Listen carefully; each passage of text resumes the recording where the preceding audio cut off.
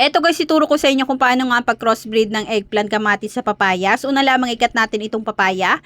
At pagkatapos nga ikat din nga natin itong eggplant. At lagyan din nga natin ito ng toothpaste. At ipahid lamang nga natin ito dito ng mabuti. At sunod nga dito, ilagay muna nga natin ito dito sa papaya.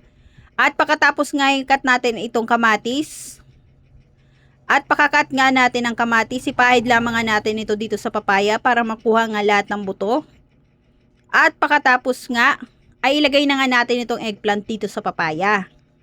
At sunod nga dito ay magukay na nga tayo at maglagay tayo ng itlog dito sa lupa para hindi nga kagad ito mabulok. At pagkatapos nga nito, ilagay na nga natin itong eggplant at papaya.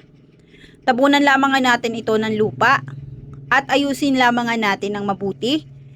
At sunod nga nito ay diligan lamang nga natin ito ng tubig.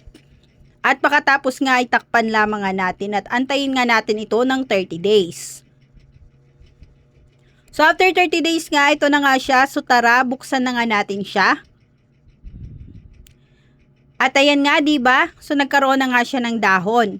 At nagkaroon na nga din siya ng ugat. So pwede na nga natin itong ilipat ng lupa o kaya naman nga i-transplant. After 8 months nga, ito na nga ang kanyang mga bunga.